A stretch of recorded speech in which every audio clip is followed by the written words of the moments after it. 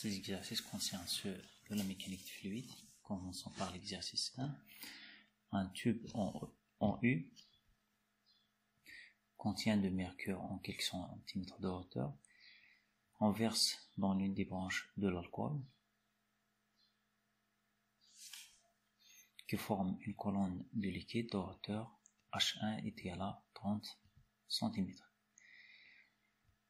Dans l'autre branche, on verse de l'eau jusqu'à ce que les deux surfaces de mercure soient sur le même plan horizontal, et on calcule H2 qui est de l'ordre de 24 cm.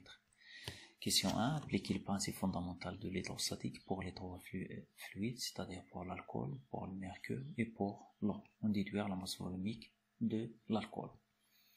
Donc commençons par le principe fondamental de l'hydrostatique pour le premier liquide de l'alcool. On va l'appliquer entre ce principe, on va l'appliquer entre le point 1 et le point 2.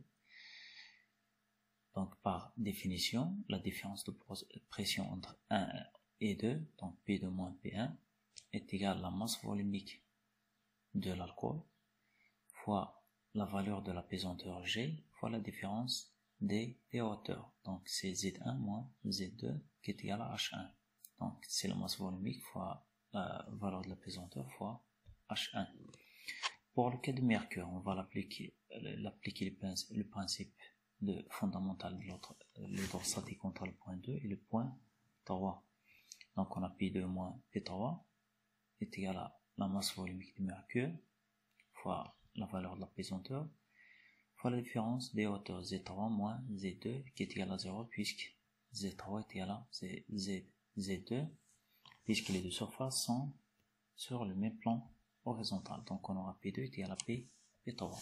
Finalement, pour l'eau, on va appliquer le principe fondamental de l'hydrostatique entre le point 4 et le point 3. Donc la différence de pression entre 3 et 4, c'est P3 moins P4 est égal à la masse volumique de l'eau fois la valeur de la pesanteur fois la différence de hauteur Z4 moins Z3 qui est égal à H2. On a les deux colonnes sont ouvertes.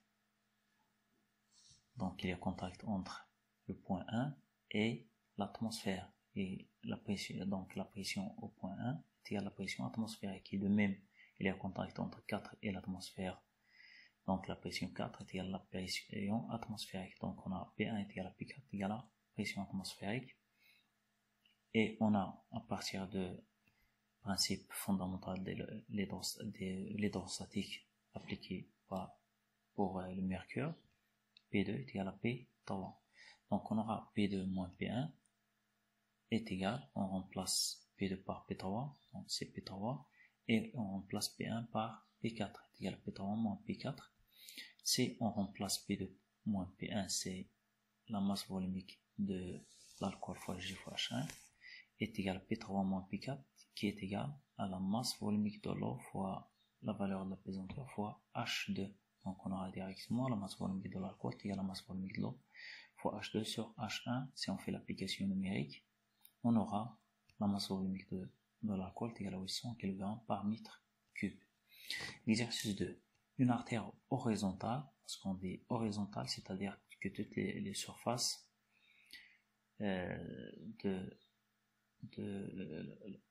des points de l'artère sont de même hauteur.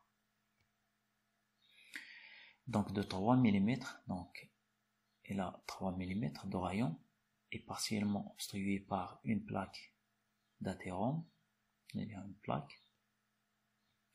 Dans la région rétrécie, le rayon effectif est de 2 mm, dans ce point-là, le rayon est de 2 mm, et dans cette région qui n'est pas rétrécie, il est de l'ordre de 3 mm. Et la vitesse moyenne de son dans cette région-là est égale à 50 cm par seconde. On considérera le son comme un fluide parfait de masse volumique égale à celle de l'eau. Question 1. Quelle est la vitesse de son dans la partie normale?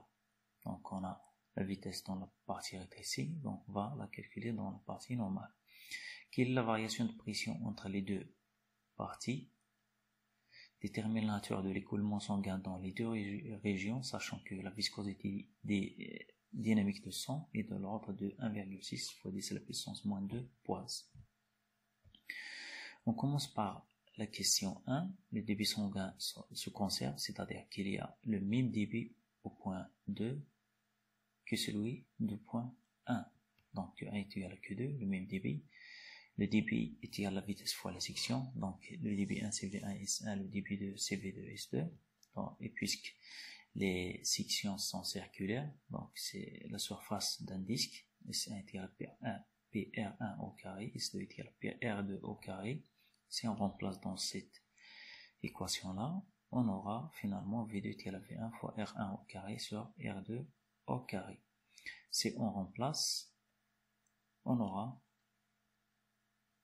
comme valeur de V2 22,2 cm par seconde. Donc toujours dans les calculs, on va utiliser les unités du système international. Donc le centimètre n'est pas les unités dans le système international des unités.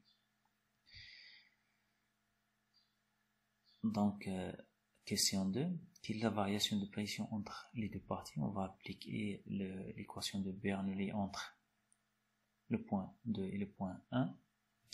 Donc on aura P1 plus 1 numéro V1 au carré plus rho GZ1, donc pour le point 1, est égal à pression 2 dans le point 2 plus 1 numéro V2 au carré plus rho GZ2.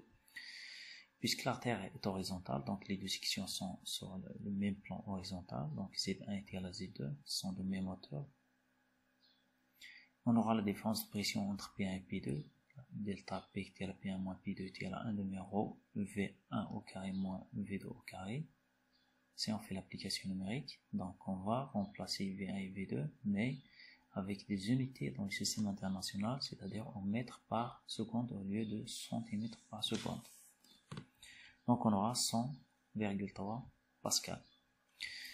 Question 3. Détermine la nature de l'écoulement sanguin dans les deux régions, sachant que la viscosité dynamique est de l'ordre de 1,6 fois 10 à la puissance moins 2 poids. Pour la détermination de la nature de l'écoulement, il faut déterminer ce qu'on appelle le nombre de Reynolds, qui est égal à la vitesse fois le diamètre de l'artère sur la viscosité cinématique. Et puisqu'on a la viscosité cinématique égale à la viscosité dynamique sur la masse volumique, et de même le diamètre est égal à 2 fois le rayon, on aura le nombre de Reynolds est égal à ρ fois 2 fois V fois le rayon de chaque section sur la viscosité dynamique. On va faire l'application pour les deux points 2 et 1. On a un poids, donc c'est une unité qui est utilisée mais n'est pas dans le système international, c'est égal à 0,1 Pascal seconde. Donc la viscosité est là l'unité dans le système international qui est le poids-U ou le Pascal seconde. Dans la région normale de rayon 3 mm, la région 2. Le nombre de Reynolds, si on remplace, on a la vitesse est égale à 22,2 cm par seconde, on va la remplacer en mètres par seconde, donc c'est 22,2 fois 10 à la puissance moins 2, fois le rayon qui est de l'ordre de 3 mm, donc c'est 3 10 à la puissance moins 3, et on remplace la viscosité qui est dans l'ordre de 1,6 fois 10 à la puissance moins 2 fois 0,01. On aura 831,5. Pour la région 1, qui est la région rectifiée de 2 mm de rayon, on remplace de même, on aura 1250. On trouve que le nombre de Reynolds est inférieur dans les deux régions à 2000, donc en hauteur de le régime de l'écoulement est laminaire. On a dit que s'il est inférieur à 2000, il est laminaire, s'il est supérieur à 3000, il est turbulent, et lorsqu'il est entre 2000 et 3000, il est intermédiaire. Dans ce cas-là, il est inférieur à 2000, donc c'est le régime laminaire. Exercice 3. Détermine le poids d'une sphère en bois de rayon 20 cm et faire le même calcul pour le cas d'une sphère cureuse en acier de rayon 20 cm et d'épaisseur 8 mm. C'est-à-dire que la matière, elle est dans cette épaisseur de 8 mm, alors que le rayon moins l'épaisseur, c'est du vide à l'intérieur de la sphère cureuse. Déterminer la poussée d'Archimède qui s'exercerait sur chacune des sphères si ils étaient totalement immergés dans l'eau. Donc on suppose que ces deux sphères, celle de bois en bois et celle en acier, sont totalement immergées et on calcule la poussée d'Archimède. Donc c'est une supposition seulement. Ces sphères pourraient-ils flotter à la surface de l'eau? On va voir s'ils pouvaient flotter ou s'immerger totalement à l'intérieur de liquide. Si oui, donc s'ils flottent, s'ils sont partiellement immergés, quelle est la fraction de volume immergé? Donc pour la question 1, on va calculer le volume de chacune des deux sphères. Pour celle de en bois, VB, donc elle est sous forme sphérique, le volume c'est le volume d'une sphère, 4 tiers PR à la puissance 3. Donc on remplace, le rayon c'est 20 cm, donc c'est 0,2 mètres à la puissance 3, on aura 0,0335 mètres cubes. La masse, c'est le volume fois la masse volumique, on aura 23,5 kg.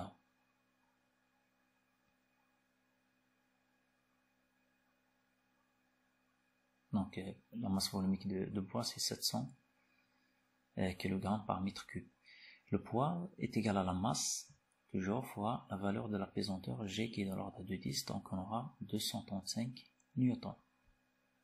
Pour le cas de la sphère cureuse en acier, c'est le volume de la sphère totale, son volume c'est le volume de la sphère totale, moins le volume du vide.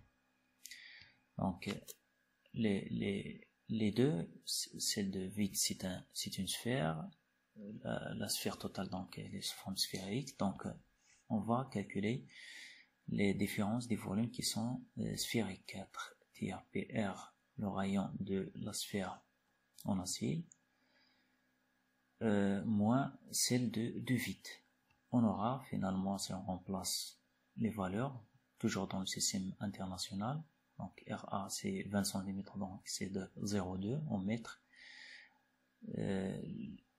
La différence, donc c'est de 0,2 mètres, l'épaisseur c'est 8 mm, donc c'est 8 fois 10 à la puissance moins 3, donc c'est 0,08 10 à la puissance fois à la puissance 3, différence à la puissance 3, on aura finalement le volume qui est de l'ordre de 3,86 fois 10 à la puissance moins 3 mètres cubes.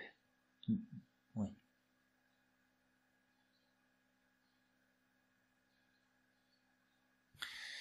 La masse est égale à le volume fois la masse volumique de l'acier. Donc la masse volumique de l'acier est de l'ordre de 7800 fois le volume. Donc on aura la masse de l'ordre de 30,1 kg. Le poids est égal à la masse fois G fois la valeur de la pesanteur qui est égale à 10. Donc on aura 301 newtons comme poids de la sphère cureuse en acier. Donc maintenant on va calculer la poussée d'Archimède et voir si ces deux sphères peuvent flotter ou s'immerger partiellement dans de l'eau. La poussée d'Archimède par définition est égale au poids de volume du fluide déplacé. Donc chacune des deux va déplacer lors de son immersion dans le liquide, va déplacer de l'eau qui est équivalent en volume à ce volume qui est immergé. Dans ce cas-là, on a supposé qu'elles sont totalement immergées. Donc, la poussée d'Archimède est égale à ρ de l'eau fois le volume total de la sphère. Donc, elle est totalement immergée, donc elle est déplacée un volume équivalent à son volume fois G. Donc, on a ici utilisé la masse volumique de l'eau. Donc c'est 1000 fois le volume total qui est de l'ordre de 0,0335 fois 10. Donc la poussée d'Archimède elle est de l'ordre de 335 newtons. Donc, pour voir s'ils peuvent flotter ou s'immerger totalement dans l'eau, on va comparer entre la poussée d'Archimède et les poids des deux. On a la poussée d'Archimède, elle est de l'ordre de 335. Si on compare avec les poids, le poids de celle de bois est de 135, donc il est inférieur à la poussée d'Archimède. Donc, il y aura une immersion partielle. Et de même pour le cas de celle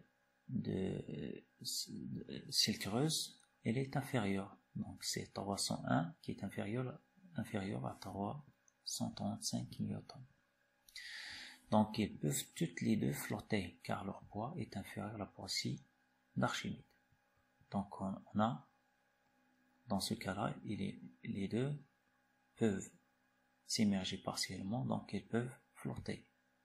Donc, c'est oui qu'il y a la fraction de volume. Donc, on va calculer la fraction de volume qui est émergée parce qu'il y a une immersion partielle. Donc, le poids de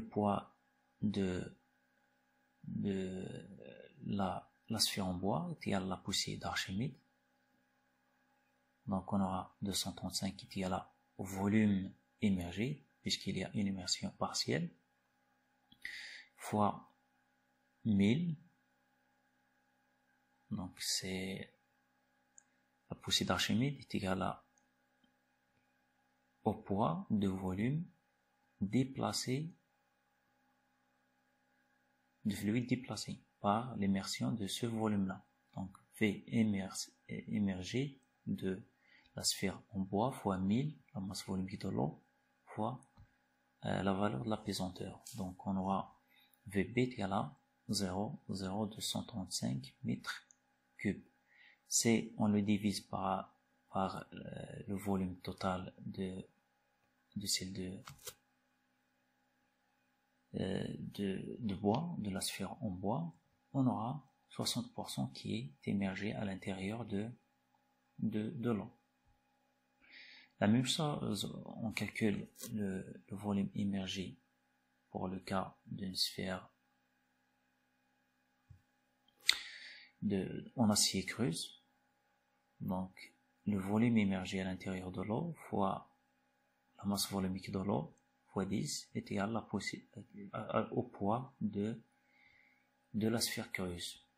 On trouve que le volume immergé est de l'ordre de 0,0301 mètres cubes, soit on le divise par rapport au volume total, on trouve que 90% qui est émergé. Donc, si on le divise par le volume total de la sphère, donc c'est 90% qui est émergé à l'intérieur de l'eau.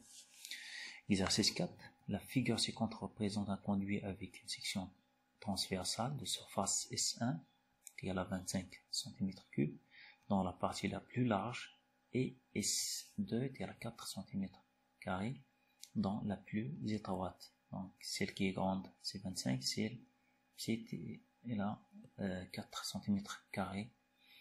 Le débit de l'eau qui circule par le conduit est de l'ordre de 5 fois 10 à la puissance moins 3 mètres cubes sur seconde. On place un tube rempli de mercure entre les deux sections, comme cela indique sur la figure. Déterminer la vitesse de l'eau dans les deux sections de conduit, la section 1 et la section 2.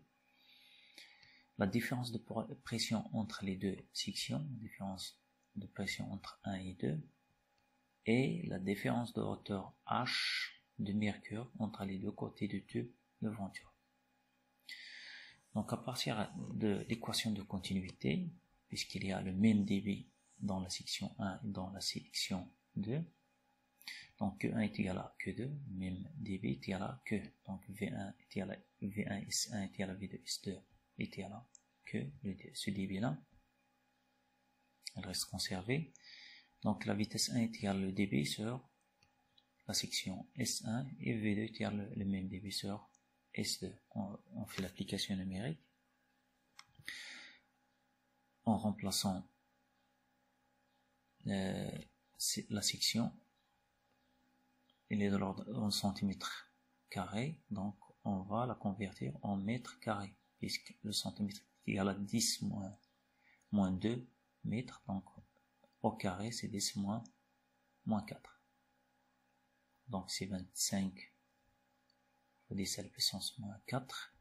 Et pour S2 c'est 4 à 10 moins 4. On trouve que la vitesse 1 c'est 2 mètres par seconde et la vitesse 2 c'est 12,5 mètres par seconde.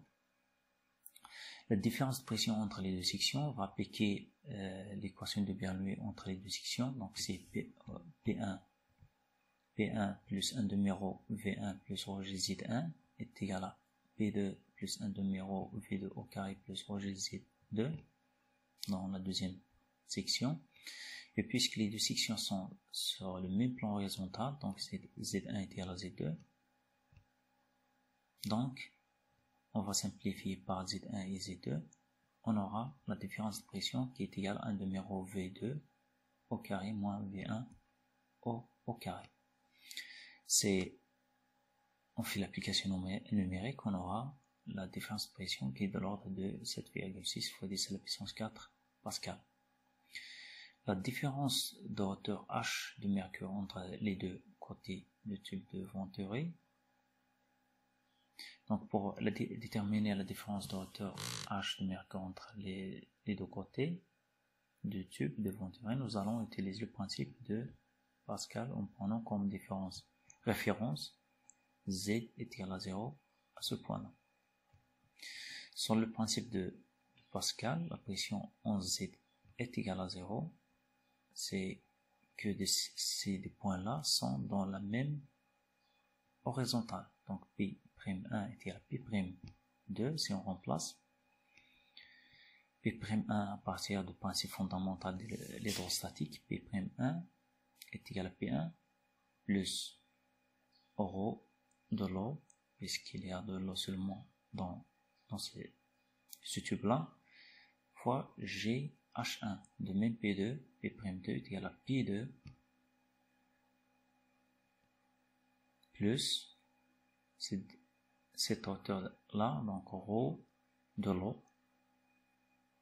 Dans ce tube-là, il y a de l'eau, rho EGH2, plus dans cette colonne-là, il y a de mercure. Donc c'est rho de mercure fois la valeur de la pesanteur fois H. Donc on a P'1 est égal à P'2, on remplace. Donc c'est P1 rho de l'eau fois GH1 est égal à P2 plus rho de l'eau GH2 plus rho du mercure GH.